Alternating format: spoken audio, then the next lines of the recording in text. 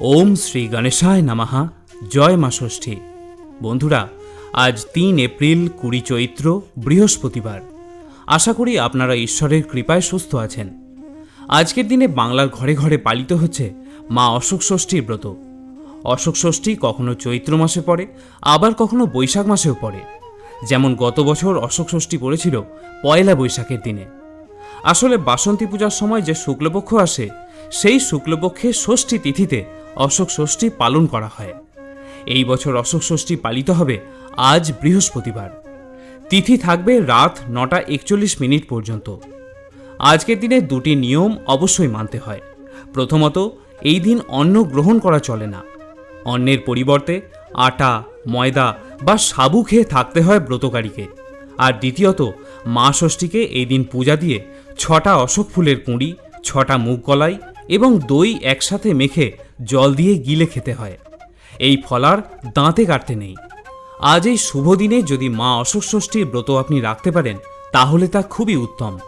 যদি কোনো কারণে মা অশোক ষষ্ঠীর ব্রত আপনি নাও রাখতে পারেন, আজকের দিনে মা ষষ্ঠীর এই ব্রত কথাটি শ্রবণ করে মায়ের উদ্দেশ্যে সন্ধ্যাবেলায় একটি প্রদীপ অবশ্যই প্রজ্বলন করবেন। মনে করা হয় এই কাজটি করলেও ব্রতের পুণ্যফল অনেকাংশে লাভ করা যায়। মায়ের আশীর্বাদে আসন্ন নতুন বছরের প্রত্যেকটা দিন খুব ভালোভাবে কাটে। তাই আজকের দিনে যে কোনো সময় মায়ের এই ব্রত কথাটি একবার হলেও সম্পূর্ণ শ্রবণ করুন। তাতে আপনি মনে প্রশান্তি এবং মায়ের কৃপাও লাভ করবেন। আশা করি মা বাসন্তী দুর্গাদেবীর এই অশোক ষষ্ঠীর ব্রত কথাটি শ্রবণ করে আপনার ভালো লাগবে। তাহলে শুরু করছি চৈত্র মাসের শুক্লপক্ষের অশোক ষষ্ঠীর ব্রত কথা। ওম নমঃ শিবায়। জয় মা ষষ্ঠী। প্রাচীনকালে এক অশোক বনে এক মুনি বাস করতেন। অশোক বনের মাঝখানে তার একটি ছোট্ট কুঁড়ে ঘর ছিল। একদিন সকালবেলায় মুনি ঘুম থেকে উঠে দেখলেন অশোক গাছের নিচে একটি ফুটফুটে মেয়ে হাত পা ছুঁড়ে কাঁদছে। মুনি সেই মেয়েটিকে তার কুটিরের মধ্যে নিয়ে এলেন। পরে ধ্যান করে জানতে পারলেন একটি বুনো হরিণী মেয়েটিকে প্রসব করেছে। অশোক গাছের নিচে মেয়েটিকে কুড়িয়ে পেয়েছিলেন বলে তিনি তার নাম রাখলেন অশোকা। মেয়েটি বড় হয়ে অপূর্ব সুন্দরী দেখতে হলো। মুনি ভাবলেন, এমন সুন্দরী মেয়ে কুঁড়ে ঘরে রেখে আমি কোথাও গিয়ে স্থির থাকতে পারি না। মেয়েটিকে একটি সৎপাত্রের হাতে সঁপে দিতে পারলে আমি নিশ্চিন্ত হই। মুনি কোথাও যাবার সময় মেয়েটিকে বলে যেতেন, মা অশোকা, আমি যতক্ষণ না ফিরছি ততক্ষণ তুমি কুটিরের বাইরে যেও না। তাই মেয়েটি সবসময় কুটিরের মধ্যেই থাকত। এইভাবে দীর্ঘকাল অতিবাহিত হওয়ার পরেও যখন তিনি কোনো পাত্র খুঁজে পেলেন না, তখন একদিন বিরক্ত হয়ে মুনি শপথ করলেন, কাল সকালে আমি যার মুখ প্রথমে দেখব তার সঙ্গেই এই মেয়ের বিবাহ দেব। দৈবযোগে মুনি সকালে উঠে দেখলেন এক রাজপুত্র তার কুটিরের সামনে দাঁড়িয়ে আছে।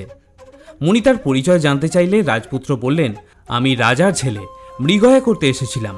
ঝড় বৃষ্টিতে পথ হারিয়ে আপনার কুটিরে আশ্রয় নিয়েছি। তার পরিচয় জেনে মুনি অত্যন্ত খুশি হলেন এবং বললেন, আমার একটি বিবাহযোগ্যা অপূর্ব সুন্দরী কন্যা আছে, তোমাকে তাকে বিয়ে করতে হবে। এরপর মুনি তার মেয়েকে রাজপুত্রর সামনে নিয়ে এলে রাজপুত্র তার রূপে মুগ্ধ হয়ে গেলেন এবং তাকে বিবাহ করতে রাজিও হয়ে গেলেন। এইভাবে দৈবযোগে ৪ হাত এক হয়ে যাওয়াতে মুনি অত্যন্ত নিশ্চিন্ত হলেন। শ্বশুরবাড়ি যাওয়ার সময় মেয়েটির আঁচলে কতগুলি অশোক ফুল এবং বীজ দিয়ে বললেন, মা, এই ফুলগুলি শুকিয়ে রেখো, চৈত্র মাসে অশোক ষষ্ঠীর দিনে খাবে। আর এই অশোক দানাগুলি ২ হাতে ছড়াতে ছড়াতে যেও। আমার কুটির থেকে রাজপুত্রের বাড়ি পর্যন্ত অশোক ফুলের গাছ হবে। যদি তোমার কখনো বিপদ ঘটে, তবে ওই গাছের সার ধরে ধরে আমার কুটিরে এসো। আর মনে রেখো, ভুল করেও অশোক ষষ্ঠীর দিন কখনো অন্ন আহার গ্রহণ করবে না। এরপর রাজপুত্র এবং অশোকা দুজনে মুনিকে প্রণাম করে রাজবাড়ির উদ্দেশ্যে রওনা হয়ে গেলেন। অশোকা ২ হাতে অশোক ফুলের বীজ ছড়াতে ছড়াতে শ্বশুরবাড়ি গেল। রাজারানী আদর করে পুত্র এবং পুত্রবধূকে ঘরে তুললেন। কিছুদিন পর অশোকার একটি পুত্র সন্তান হল। তারপর ক্রমে ক্রমে আরও ৭টি পুত্র এবং একটি কন্যা সন্তানও হল। ছেলেরা বড় হলে তাদের বিয়েও হয়ে গেল। তারপর শ্বশুর শাশুড়ি একদিন যথাসময়ে স্বর্গেও চলে গেলেন। শ্বশুরে যেদিন শ্রাদ্ধ সম্পন্ন হলো, সেই দিনটি ছিল অশোক ষষ্ঠীর দিন। তাই দিনটি যথেষ্ট ব্যস্ততার মধ্যেই কাটল। সন্ধ্যার পর অশোকের বউয়েরা বলল, মা, ভাত খাবে এসো। অশোকা বললে, আমার তো মনে ছিল না মা, আজ যে আমার অশোক ষষ্ঠী, আজ তো আমি ভাত খাবো না। তখন বউয়েরা তাড়াতাড়ি মুগ কলাই সিদ্ধ করে তাকে এনে দিল। রাত্রে ছেলের বউয়েরা ঘরে ঘরে শুয়ে রইল, কিন্তু রাত পেরিয়ে সকাল হয়ে যাওয়ার পরেও তারা আর কেউ ঘরের দরজা খোলে না। অশোকা এ ঘরে ধাক্কা মারে, ও ঘরে ধাক্কা মারে, কিন্তু কেউ আর সাড়া দেয় না। তখন নিরুপায় হয়ে রাজা কামার ডেকে সব ঘরের দরজাগুলি ভেঙে ফেললেন। দরজা ভেঙে রাজা দেখলেন ছেলে, বউ, নাতি নাতনি সবাই মরে আড়ষ্ট হয়ে পড়ে আছে। এই দেখে রাজা ভীষণ কাঁদতে শুরু করলেন। কাঁদতে কাঁদতে তিনি অশোকাকে বললেন, অশোকা, এবার কি হবে? তখন অশোকার সেই মুনির কথা মনে পড়ে গেল। অমনি কাঁদতে কাঁদতে অশোক ফুলের গাছ ধরে বরাবর সেই মুনির কুটিরে গিয়ে উপস্থিত হয়ে মুনির পায়ের কাছে পড়ে কাঁদতে শুরু করল সে। গাছগুলি ততদিনে বিরাট আকার ধারণ করেছে। মুনির কাছে সব কথা খুলে বলার পর মুনি তার চোখ বন্ধ করলেন এবং ধ্যানে সমস্ত বিষয় তিনি জানতে পারলেন। তিনি অশোকাকে বললেন, অশোক ষষ্ঠীর দিন ঘুঁটে দিয়ে মুগ কলাই সিদ্ধ করার সময় ঘুঁটের মধ্যে একটি ধান ছিল, সেটা মুগ কলাইয়ের মধ্যে পড়ে গিয়ে ধান ফুটে খই হয়ে গিয়েছিল। সেই খাবার গ্রহণ করেই তার এমন সর্বনাশ হয়েছে। তারপর মুনি তাকে বললেন যে ভয় নেই, আমার এই কমণ্ডলুর জল নিয়ে যাও এবং সকলের গায়ে ছিটিয়ে দাও, তাহলেই দেখবে সবাই আবার জীবিত হয়ে গেছে। কিন্তু এমন কাজ যেন ভবিষ্যতে আর কখনো করবে না। প্রত্যেক বছর অশোক ষষ্ঠীর দিন মা ষষ্ঠীর পূজা দিয়ে ব্রতকথা শ্রবণ করবে। তারপর 6টি অশোককলি, 6টি মুগ কলাই দইয়ের সঙ্গে মেখে খেয়ে তারপর অন্য কিছু গ্রহণ করবে। অশোকা তখন মুনিকে প্রণাম করে নিজের বাড়িতে ফিরে গেলেন। কমণ্ডলুর জল সকলের গায়ে ছিটিয়ে দেওয়া মাত্রই সকলে উঠে বসল। কেউ বলল, এত ঘুমিয়ে পড়েছি। আবার কেউ বলল, আমাদের ডাকুনি কেন মা, এত বেলা হয়েছে। অশোকা বললে, তোরা কেউ কি বেঁচেছিলি বাছা?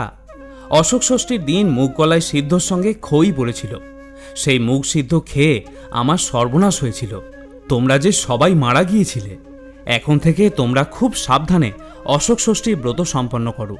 প্রত্যেক বছর চৈত্র মাসে শুক্লপক্ষের ষষ্ঠীর দিনে মা ষষ্ঠীর পুজো সম্পন্ন করে ব্রতকথা শ্রবণ করবে এবং তারপর মুগ কলাইয়ের সঙ্গে অশোক ফুলের কলি নিয়ে আমার এই বিপদভঞ্জনের কথা বলবে।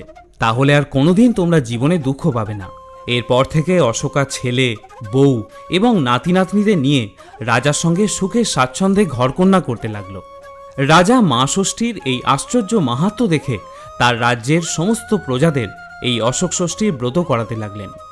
সেই থেকে চারিদিকে অশোক ষষ্ঠীর এই পূজার প্রচার হয়ে গেল। বলা হয় যে অশোক ষষ্ঠীর ব্রত পালন করলে ব্রতকারী সংসারে কখনো শোক থাকে না। অশোক বৃক্ষে দেবী মহামায়া শোকরহিতা দেবী নামে বিরাজ করেন। যিনি শোকরহিত অথবা যার আরাধনা করলে শোক থাকে না, তিনি দেবী শোকরহিতা দুর্গা দেবী। আমরা জানি যে নবপত্রিকায় অশোক থাকেন। তার পূজার মন্ত্রে বলা হয়েছে, ওম হরপ্রীতি করো বৃক্ষ অশোক শোকনাশনা দুর্গা প্রীতি করো ইয়স্মান নাম শোকম সদা কুরু। এছাড়া অশোক গাছ আয়ুর্বেদিক ঔষধ রূপে বহু পূর্ব থেকে ব্যবহার হয়ে আসছে। যা আমাদের রোগ থেকে মুক্ত করেন তাকেই আমরা ভগবান তুল্য জ্ঞান করি। সেই জন্যই হয়তো শাস্ত্রকারেরা ঔষধি বৃক্ষগুলিকে প্রাণদায়িনী ঈশ্বরের সঙ্গে তুলনা করেছেন। যেমন তুলসী, বেল, আমলকি, হরিতকি, নিম, ডালিম ইত্যাদি বৃক্ষে ঈশ্বরের অস্তিত্ব পাওয়া যায় বলে মনে করা হয়। সেই জন্যই অশোক ষষ্ঠীর দিন ব্রতকারীদের অশোক ফুল এবং দই বা কাঁঠালি কলার সঙ্গে খাওয়ার বিধান রয়েছে। স্বামী বেদানন্দ মহারাজ রচিত দুর্গা দুর্গতিনাশিনী পুস্তকে লিখেছেন, অশোক গাছের ফুল স্ত্রীরোগের বড় ঔষধ। বাসন্তী ষষ্ঠী তিথিতে এদেশের অনেক সন্তানবতী নারী অশোকে 6টি ফুলের কুঁড়ি খেয়ে থাকেন। একে অশোক ষষ্ঠীও বলা হয়ে থাকে। এছাড়া আয়ুর্বেদ শাস্ত্রে বিভিন্ন রোগের যেমন স্নায়ুর রোগ, অর্শ, রক্তাল্পতা এবং হৃদরোগের ঔষধ হিসাবেও অশোক গাছের ব্যাপক ব্যবহার লক্ষ্য করা যায়। শ্রোতা বন্ধুরা, অশোক ষষ্ঠীর ব্রতকথা এবং অন্যান্য তথ্য জেনে যদি আপনি সমৃদ্ধ হন তাহলে ভিডিওটিতে অবশ্যই একটি লাইক করবেন। সনাতন হিন্দু শাস্ত্রে যতগুলি ব্রতের উল্লেখ পাওয়া যায় তাদের মধ্যে এই অশোক ষষ্ঠী হল অন্যতম। তাই আপনিও পারলে অবশ্যই নিষ্ঠার সঙ্গে এই ব্রত উদযাপন করুন। সকলে ভালো থাকুন, সুস্থ থাকুন এবং আনন্দের সঙ্গে ব্রত পালন করতে থাকুন। জয় মা ষষ্ঠী।